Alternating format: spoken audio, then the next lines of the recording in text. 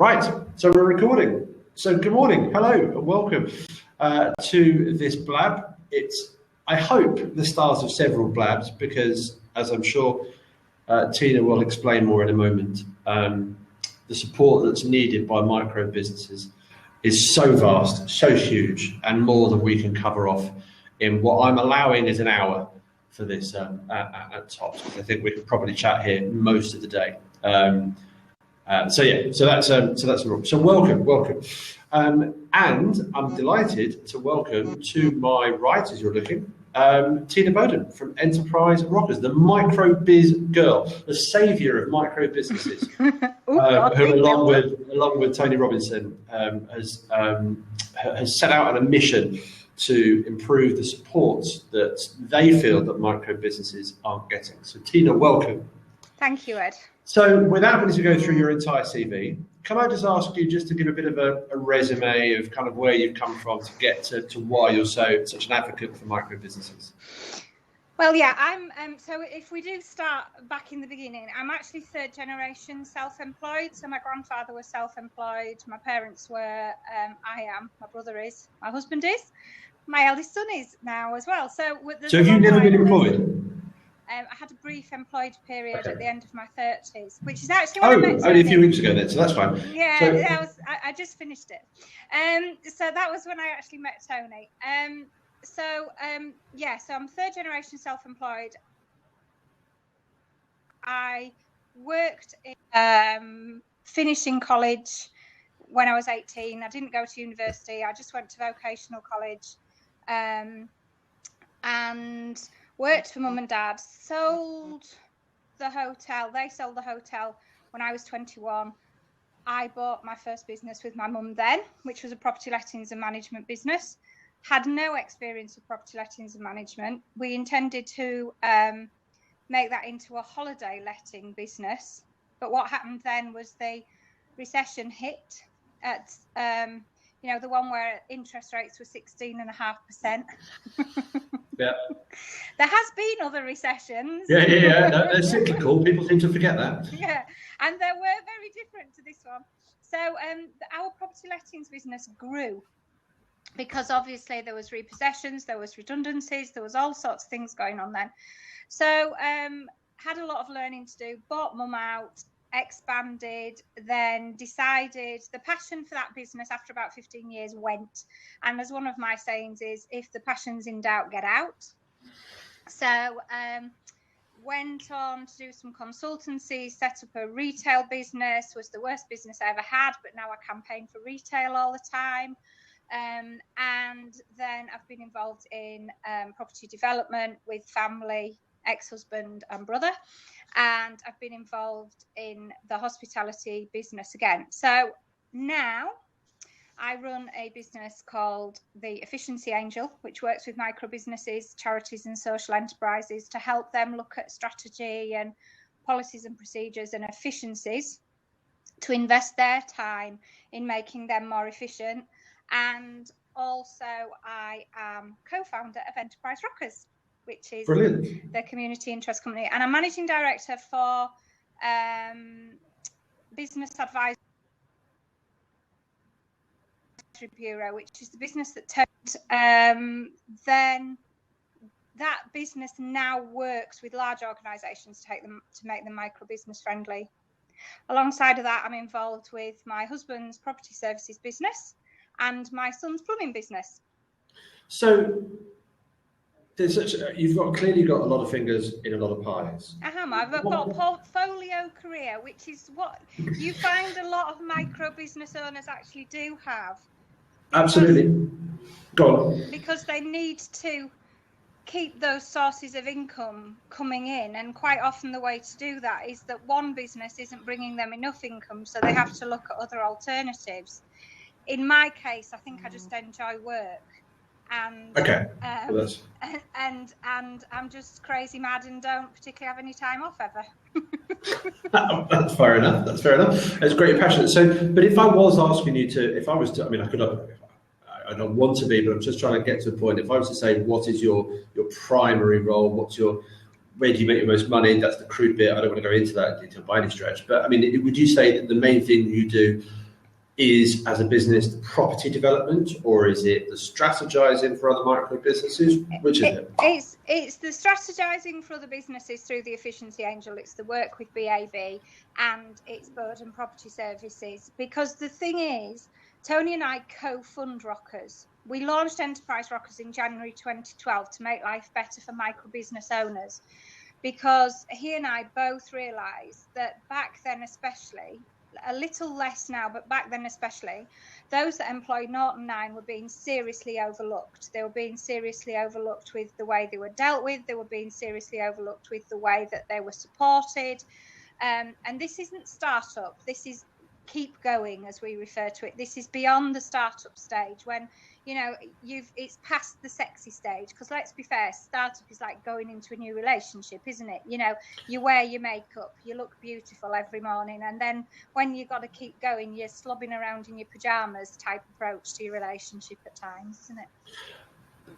Liz, I totally agree. If I can go back to 2011, when it would appear the idea of Enterprise Rockers was conceived by yourself and Tony. You say that micro businesses needed support. First of all, what is a micro business? Now, the reason for asking this, I'm going to start with that. What is a micro business to you? So a micro business is a business that employs between 0 and 9. That is the definition of a micro business. Tony and I feel that a micro business, really, in the way that we engage with them, is more a 0 to 5 employees, because often once you've got beyond 5 employees, you have some back office support. As a business owner, I have never employed more than 5 people. So that's where I've been at. Now, there was an all-party there is an all-party parliamentary group for micro business. And back in 2011, they produced a report, and that report said that they wanted micro businesses to be classified in the UK as 0 to 5 employees. We agree with that. The 0 to 9 employees is actually the EU classification. So, but that's everybody that refers to micro business refers to that size. But it should really be more refined than that, because you've got your one person, your sole traders, your self-employed that have no staff members.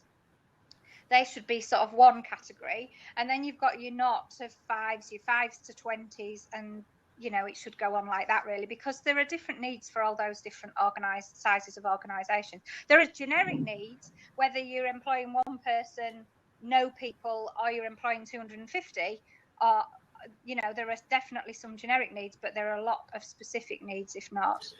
Okay, so you're saying that a micro business is purely based on ideally the 0 to 5, even those that just work for themselves. So, but 0 to 5 is the remit in terms of Enterprise Rockers. Yeah. No, 0 to 9 is the remit, because we follow the definition so that we have a bit more clarity. Because otherwise, so what percentage? How is that represented across the UK? 5 million of us. There are 5 million micro business owners. 95% of the business community in the UK is made up of micro businesses. So what support in 2011, when you conceived the idea with Tony for Enterprise Rockers, what support did those micro businesses have from both the private and the public sector? There was support there around the startup. There was support there around... In what way? Well, there was the government support. There was the free support that they wanted through mentors and all the, the different organisations that were out there that were being not funded by government in a lot of cases, but some government support. National Enterprise Network, they're great for supporting business owners, especially micro business owners, especially those starting out. So we're not saying there wasn't the support. The issue is the recognition and the need of a micro business owner being different to that of an SME, of a large business. And actually the other thing is there was all this talk about growth. There is, growth this, if you're a growth business, if you're a growth that. Let's be fair, so many micro business owners actually are struggling to keep going. They're struggling to, feed themselves. They're struggling to put money in the till. And it was coming back to forget about the growth aspect. Focus on your customers and your cash flow before you actually start to think about growing your business. And everybody's idea of growth is very different. That's why I try really hard not to use the terminology growth when I'm working with the efficiency angel, because actually growing can be redefining your business, not taking any more staff, but actually increasing the sales because you've done something through development of efficiencies. Brilliant. For anyone that's just joined us, welcome. I'm chatting with Tina Boden, who's the micro biz girl who co-founded Enterprise Rockers back in 2012. If anyone has a question, I will open the seats up shortly, but do pop it into the question side, to the comments section. So, what was your idea for Enterprise Rockers? What was that catalyst that made you think, Tony, we need to do something, and this is what it looks like? Well, Tony's worked in he's advised government and civil servants around small business forever. Whenever he's speaking, he says, I'm a lot older than Tina. He's actually only in his early 60s. He makes himself sound about 100 and odd. But anyway, I think sometimes he just feels like he's been around for 100 and odd years. He received his OBE for services to small business, small enterprise. So he'd been involved. The landscape had changed. We didn't want to set up another membership organisation. We didn't want to compete with anybody. We wanted to become a network of networks. We wanted to gain the trust, because trust is a massive issue. Trust is a massive issue to micro business owners. You know, when you look at statistics, they don't trust government and public sector bodies. They highly trust other business owners. You know, if you go to Tony's website, Tony Robinson OBE, he's actually got a lot of stats and facts on there. He loves stats and facts. He's got a lot of stats on there, and trust is really important. What we were finding was people were then coming to us. We opened up social media channels in 2011 to try to go through a test trading period to see whether there was any call for it.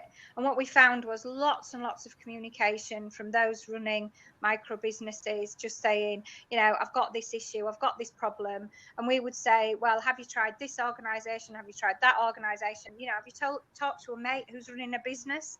All of these different things. And we wanted to become a network of networks.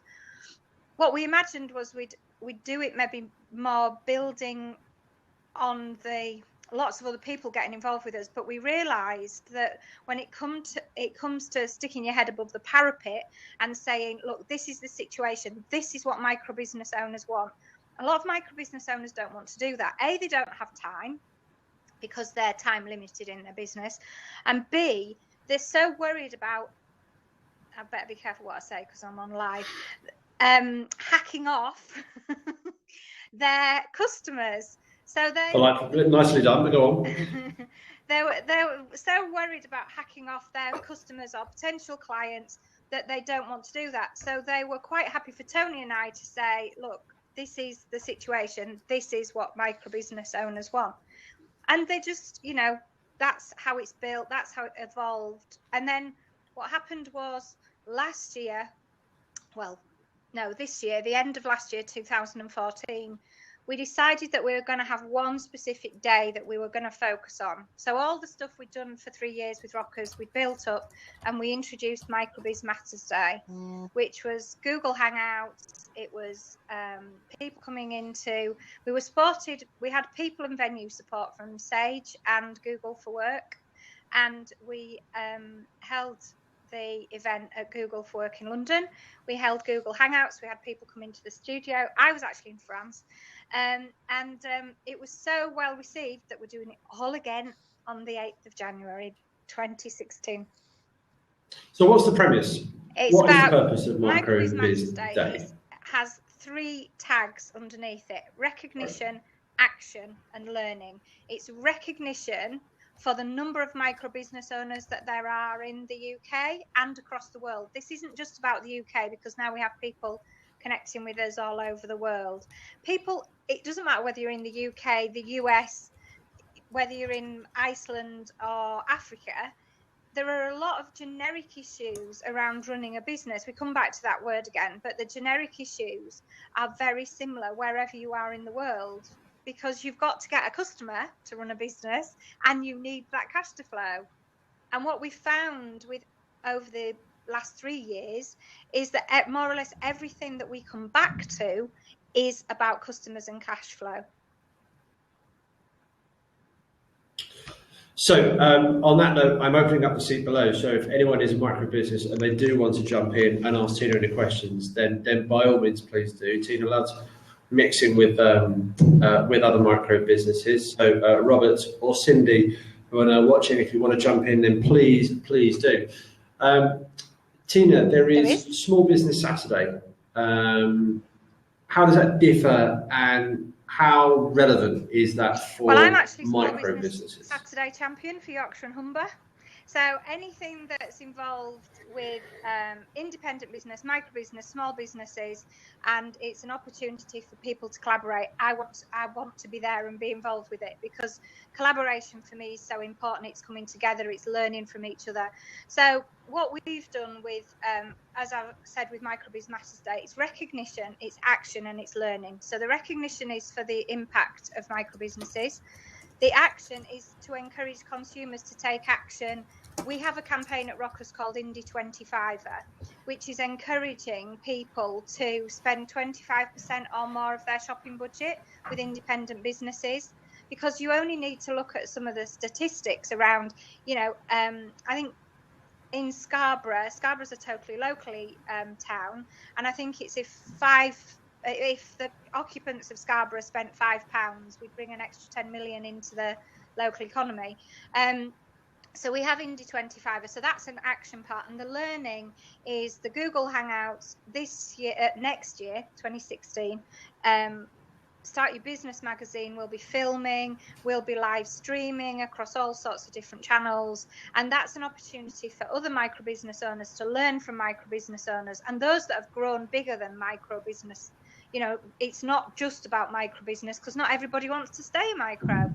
Some want to grow bigger, and that's absolutely fine. And so what this is about is actually they're learning, and then they will go onto our YouTube channel, and over the year they can actually learn from other micro business owners. There's a comment from Arkwright. Now, Small Business Saturday.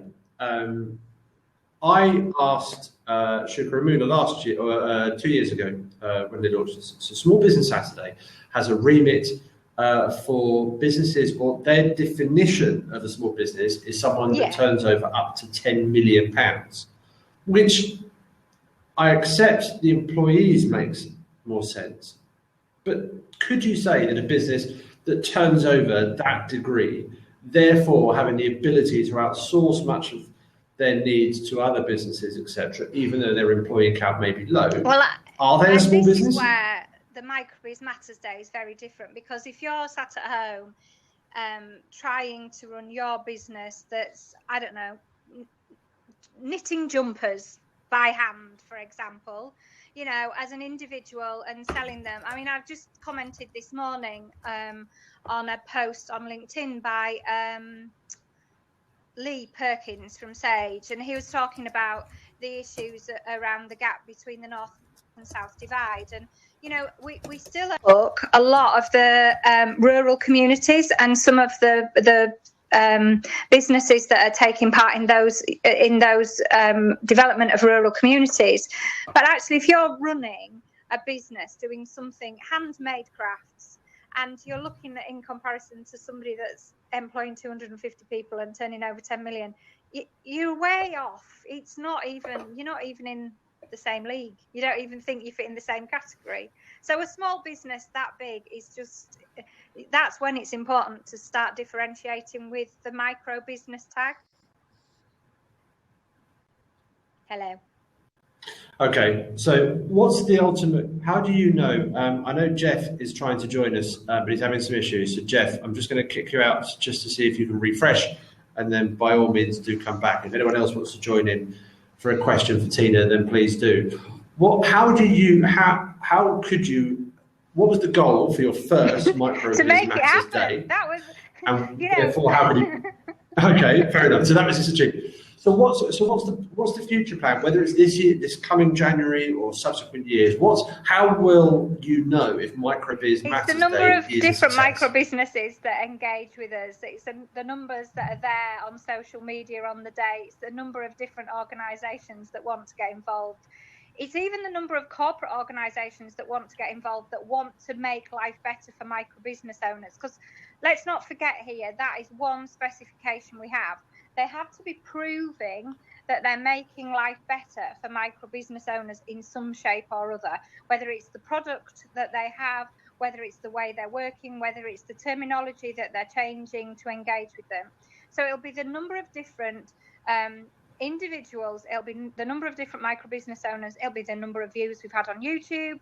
You know, it's all those different things. It's the difference that we make. At the end of the day, Tony and I wanted to build this independent community interest company that actually was about the micro business owner, and that's why we're still co-funding it now, because we've had endless opportunities of sponsorship, but actually we would have lost our ethos, and we would have lost the ethics that were behind it. So, you know, that's why we still are where we are, but we're building on Microbiz Matters Day to make a difference, and it will be engagement. But at the end of the day, we are micro business owners ourselves.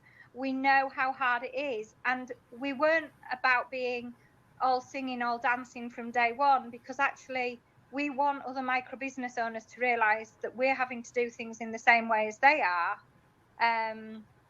and building up gradually, test trading, doing all that stuff. I wouldn't have been in France last January if I'd have known the success was going to be as it was of that Microbiz Matters Day, but we didn't have a clue. And it was my birthday.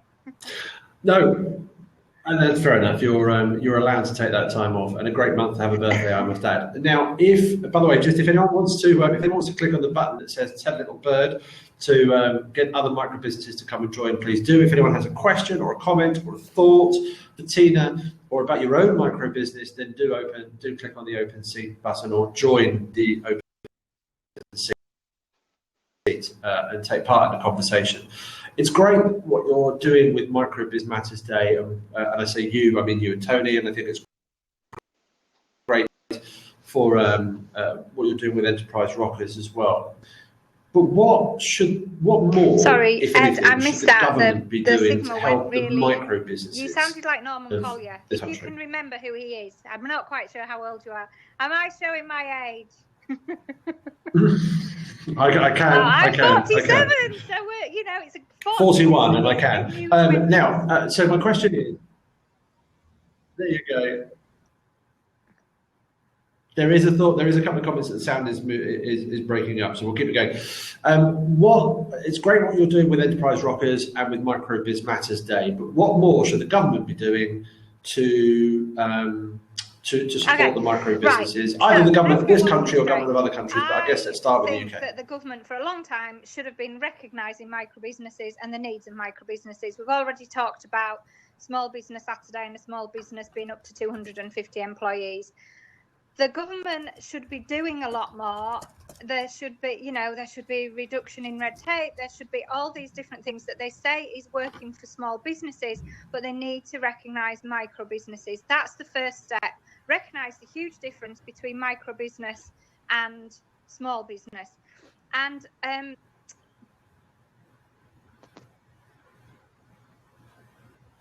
How would you said yourself that a micro business is currently defined as up to 9 employees? If you had the definition, if you had the choice, how would you define a micro business? Between 0 and 9, and I would between 0 and 5, and I would be looking at what the average needs of that business were and trying to engage with them. There is a review at the moment, a self-employment review that Julie Dean is heading up from the Cambridge Satchel Company, and I absolutely and utterly encourage, in fact I will tweet the link out at some point today, I encourage all those that are self-employed to complete that survey.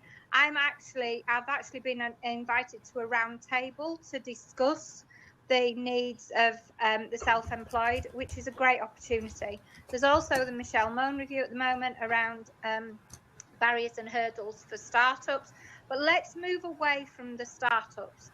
let's focus on those that are running their business, that have been running their business for some time beyond that startup period.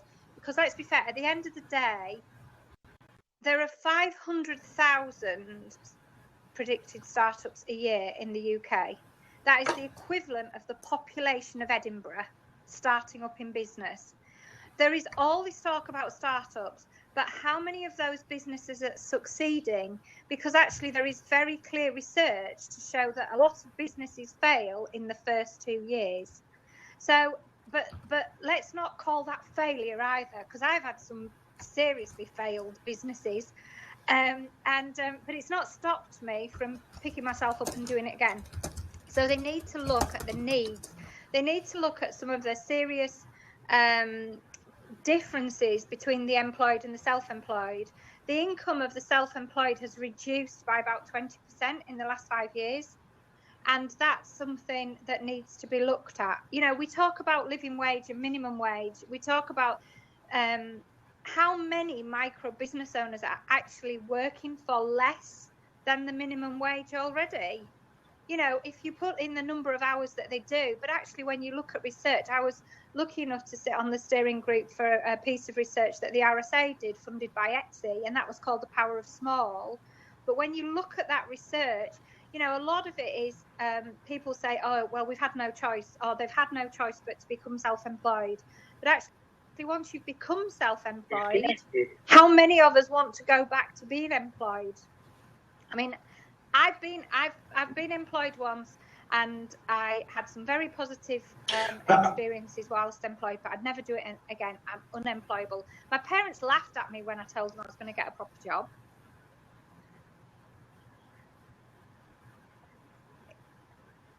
Hello, Ian. How are you? It's finally great to meet you, Tina. How are you?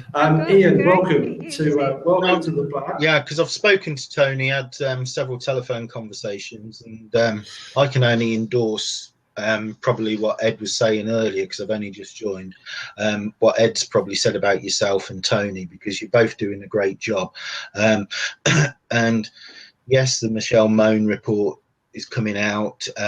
Whether it will be any good, I don't know. I think the other reports that people are doing, plus the work you and Tony are doing, are more focused to the relevant markets, because, as I just said, I know several people that are on Twitter, and you just see every 12 or 18 months they change their Twitter handle because they've decided to do a new business because they couldn't make that business pay. Yeah, no, and that's I mean, I've just noticed here that Purple Select have said, if you're working for less than minimum wage as a business owner, surely you're not running a successful business. And I think we've got to think here about the fact that when you're starting to build up a business, when there may well be troughs in the period, you know, your trading periods, and it's the peaks and troughs of that business that make it very, very difficult. I mean, I'm self-employed, my husband's self-employed, my eldest son is self-employed.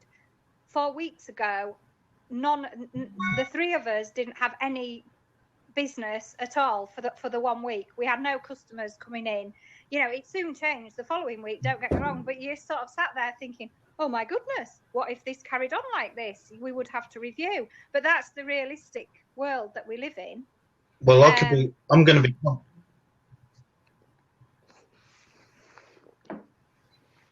Well, I mean, it's also, if I can jump in at this point, old upright basic point, which was I was thinking, which is ultimately, you know, you're encouraged on the money that you made to put back and reinvest in the business, and that often means taking less. I'll probably be controversial here and say that if you actually look back from the war, this has been going on all throughout time, but the distinct change that we've had over the last, say, 15, 20 years, from the war up to about that point, these micro biz owners that were struggling to pay themselves a wage actually owned the buildings, and they had very low rents, etc. It was cost effective for them to operate the business, but they couldn't draw a living wage. But now the problem you've got is so many business premises are being taken over by landlords on the back of estate agents putting up well, rents that are unbelievably out of the control of people that they just can't afford. And that is the big problem. Until we can get the rent situation sorted out, a lot of these micro businesses are just going to really struggle on a day-to-day basis.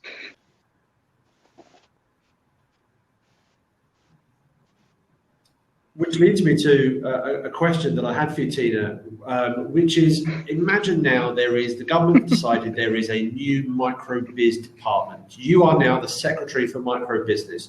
You can decide legislation that will benefit micro-business. Ian raised a great point around support in terms of rent, arguably business rates as well. There's often news in the stories around stories in the news around late payments, specifically from large to smaller businesses as well. So as now the Secretary for Micro-Business, 30 days, which is one of our Enterprise Rockers campaigns. What would be the first thing on your agenda? The first thing on the agenda, because it would actually give access to finance for so many individuals. That isn't just micro businesses. That's not late payments. That's not dealing with late payments. That's actually stipulating paying in 30 days. And it's so important because it just will make the cash flow around, not just around the UK, but around the world so much better. And I would then...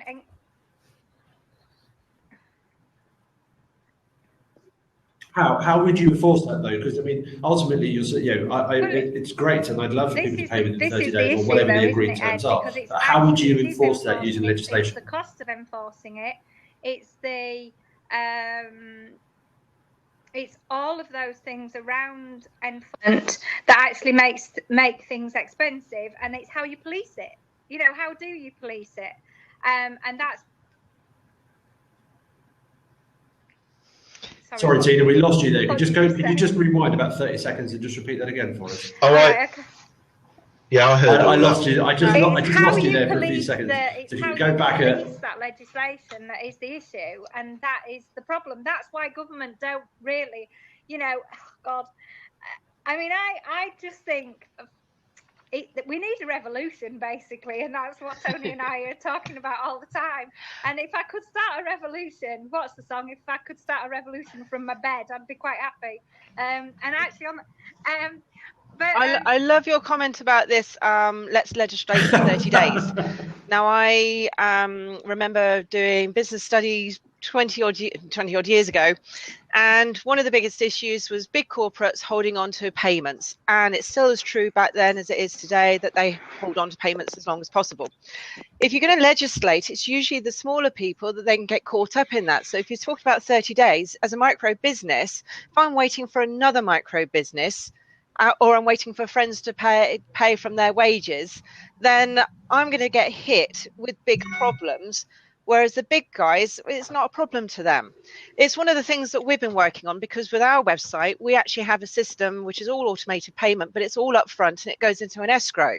So at least the client has control of their money still if the service is bad, but the provider knows that the money is there, so they can provide the service knowing full well that once they've completed, it's there. So many micro businesses, without a service like ours, what they do is they say, pay me 50% up front, pay me 50% after I've done the service. And if you're going to try and get business actually being legislated by government, it's just more red tape, which is tying up more of my time trying to deal and solve issues like that, giving way to more businesses coming on board of debt collection management agencies that are going to put frighteners on my suppliers and creditors and people that I owe money to, and probably on me. That's actually going to make me depressed, and actually it becomes a downward spiral. If it's by putting others, sorry, Tina, let's just.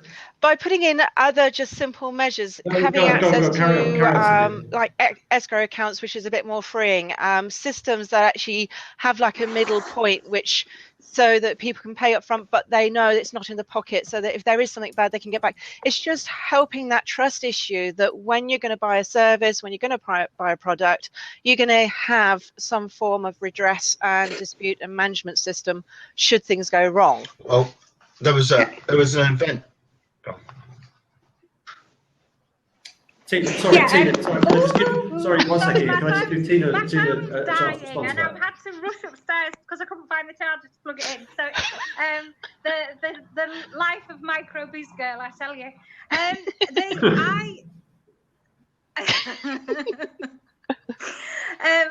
BBC Five I have Live to don't have say this that problem. I have just done a piece of work during the summer for an organisation who is a micro business who wasn't paid by the large funder that it was a piece of training work. They weren't paid by the large funder. They couldn't afford to pay me because they hadn't been paid. Absolutely. And the irony was the lady that runs the business, I get on so well with, and she said to me, this is why we need people like you and Tony. And I said to her, are you happy for me to go out on social media to say I'm in this situation?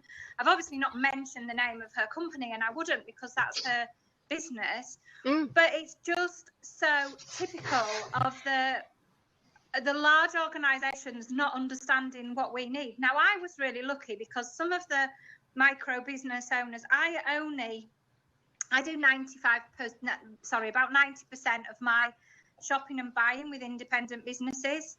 So I was lucky that I have regular people that I trade with that I could ring and say, look, I've not been paid, and they were happy to say, right, that's fine, Tina. But it shouldn't be happening. It shouldn't, but unfortunately it does. I had a friend who lost a £2 million business simply because the council didn't pay him on time, and they dragged it out, and he had values on the books. He had lots of going concern going on, but because the council had paid longer than 6 months, he had no money to pay the wages. Yeah, and that's quite. And then somebody else, a smaller creditor, the people that he was buying the services from, just pulled the plug on him. Sorry, the council got away. Ed, can I just say, I think we could do a whole blab on paying 30 days.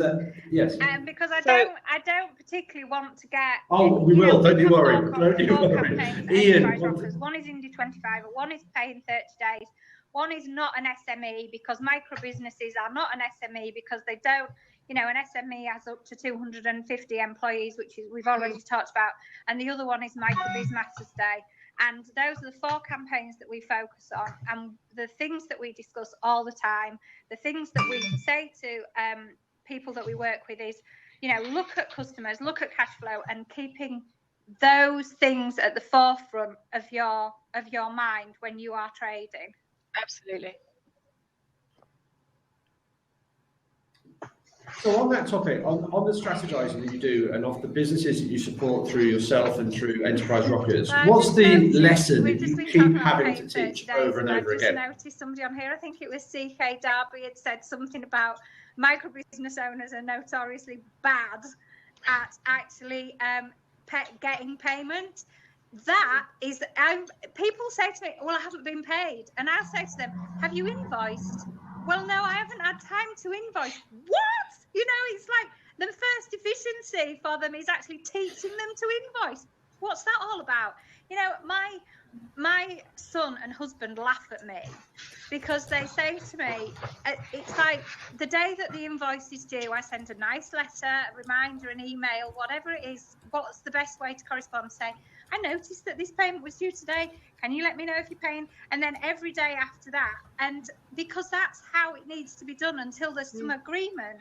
But actually, I find that there is a fine line between nagging, which I'm very good at because I'm a lady, and apparently we nag very well. Oh, and, yep. No, I'm with you on that, Cam. Yeah, there's a fine line between that and appearing to be a stalker. So yeah, that is the first thing that I have to deal with, and it is focusing on customers, getting and keeping them. It amazes me with the startup stuff. They talk about a business plan. I mean, for me, a business plan, you need to know why you're going into business. You need to know what the business is going to offer. You need to know how it's going to impact on your own personal life, because personal well-being for me is something that is not considered enough when you're starting out in business, and it's actually something that I'm developing for 2016 with the Efficiency Angel. Brilliant.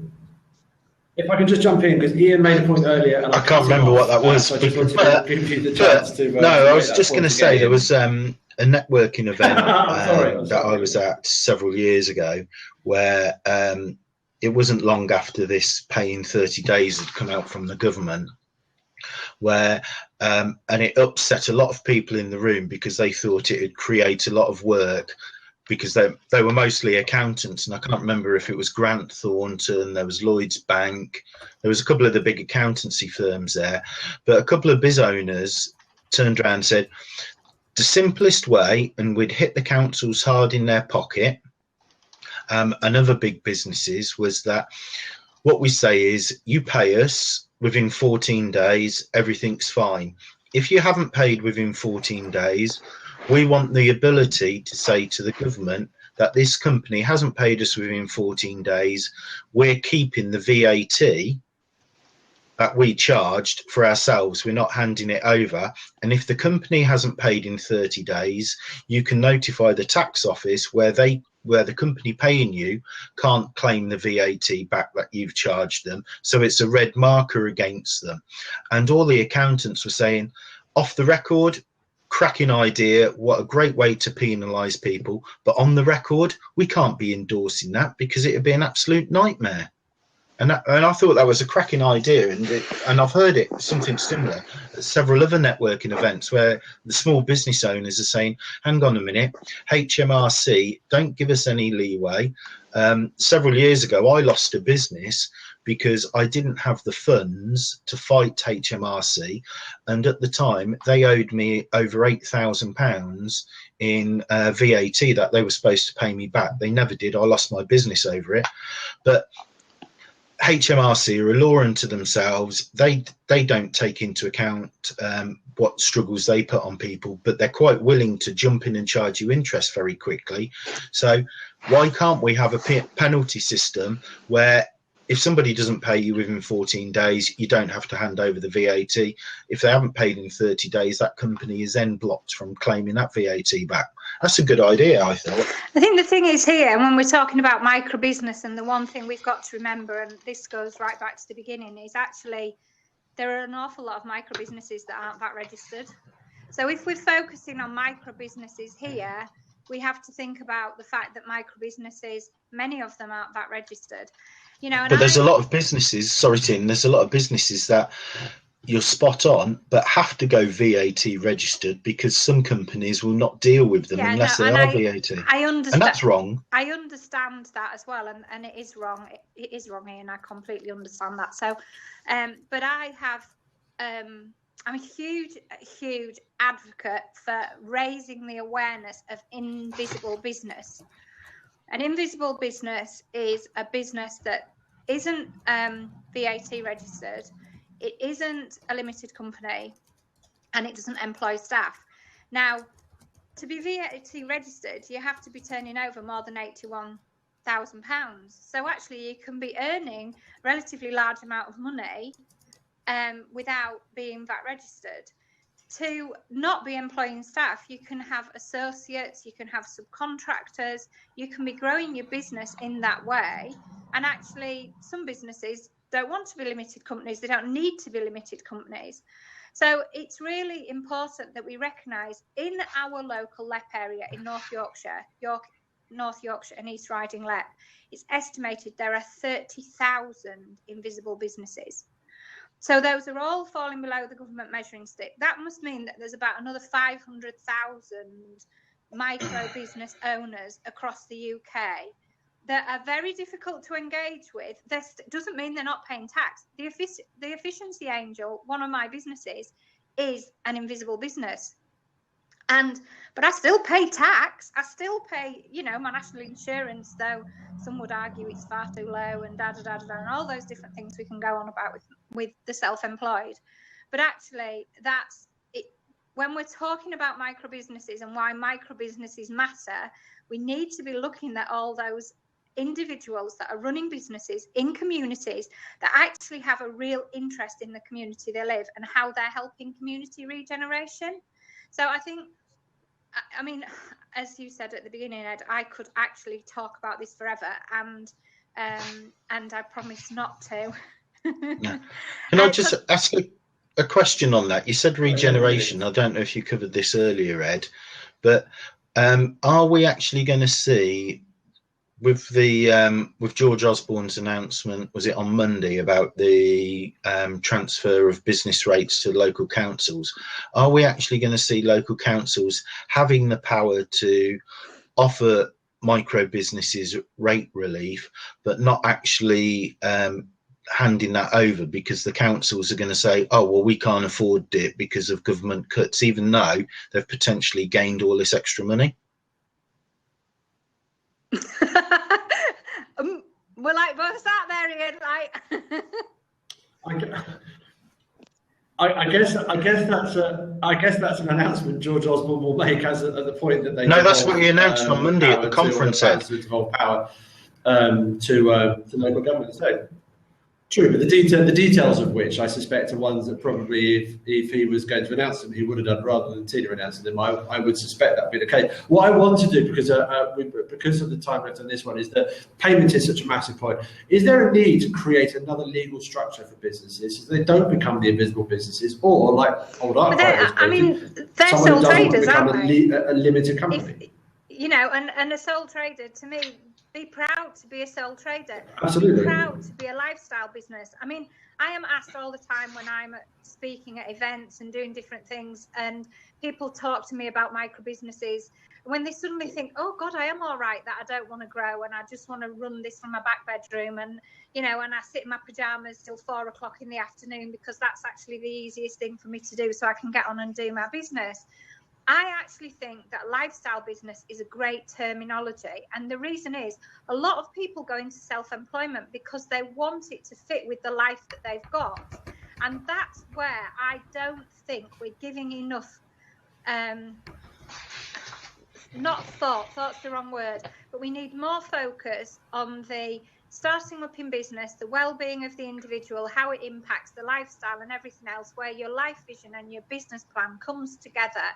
And that's actually, when I'm delivering startup workshops, I actually have a whole session. The first session is around your personal vision, where you want to go, how you want to get there, and actually how your business idea can help you achieve that. Because that's really important. When you run your own business, especially a micro business, it's like another member of the family. It's like it sits at the dining table with you, comes out for dinner with you, goes on holiday with you, keeps you up at night, all those things. And it's really important that you accept that and understand that. But it's also important that you have downtime from that as well, because without that downtime, you then it's very stressful. You're exhausted. Money is a huge stress. It has impact on personal relationships. Social life, has a huge impact on all those things. And I think those are all, when we talk about, the terminology micro biz matters. Micro business does matter, but there are also matters around micro business that need to be seriously considered. And you don't have the staff necessarily to support you. You don't have somebody to say, how can I do this and how can I do that? And that's why it's important that you build a network around you of other business owners that can support each other. So could you say, Tina, that there's should all businesses be like limited companies in a way where that if they go bust, there's a limited liability? And then secondly, should there be a way that people, if they do go bust because of like people not paying them, etc., items beyond their control, that they could easily start up again? Because a lot of banks will refuse to give failed businesses the opportunity to start a new business by not giving them a bank account. So could there be two actions there? Well, there could be, but I feel quite strongly about the fact that a sole trader should still be able to be a sole trader if they want to. And actually the banking system needs to come to understand a little bit more about micro business owners and the needs of them. And actually we come back to bootstrapping and not borrowing and all those different things that I'd like to discuss on other Blab, because I just think there's so much to discuss around these different subjects. and I am conscious of the time and the fact that. No, we are, and I just want to. I'm not going to wrap it up yet, Ian. I'm just going to go. I just want to wrap up some things. So I'm going to say thank you very much for joining us on this blab for the moment for today. Tina, I just want to come back to Micro Biz Matters Day. With brevity being key, so what is Micro Biz Matters Day, and how can anyone watching get involved? On the 8th of January 2016. It will always now take place on the second Friday of January. It takes place in January because January is a notoriously grey month in the business world, unless you're one of those very lucky businesses that has a boom in January. And it is all about micro business owners coming together, collaborating. You can give 8 minutes, so you can produce an 8-minute video, from your phone, record it, send it to us, giving advice to other micro business owners. You can be involved in the helping and learning and supporting of other micro business owners on Micro Biz Matters Day. We will upload that to our YouTube channel. We'll use it to promote. We are setting up a new crisis fund, which I can't give you too many details about at the moment because we're just in the final stages of agreeing everything. But it's going to be the Micro Biz Matters Fund, and there will be able to be donations to that of £8, €8. It's all about the number 8. You could get 8 other micro business mates to get involved and have a networking event. If it's a case of action, if the action is supporting another micro business that's a cafe, go off on the 8th of January and have an extra cup of tea in the Yorkshire tea. In the cafe, or whatever it might be, and it's just about getting involved. We have a website, microbizmattersday.rocks, and you will be able to find more information about Micro Biz Matters Day. We'll be at the Portobello Business Centre in London on the day. We're going to be supported by people like a gentleman called Ed Goodman, who will be there doing blabs and Periscope for us. Journolink are helping us. Start Your Business magazine are filming. Journolink are doing our PR and media.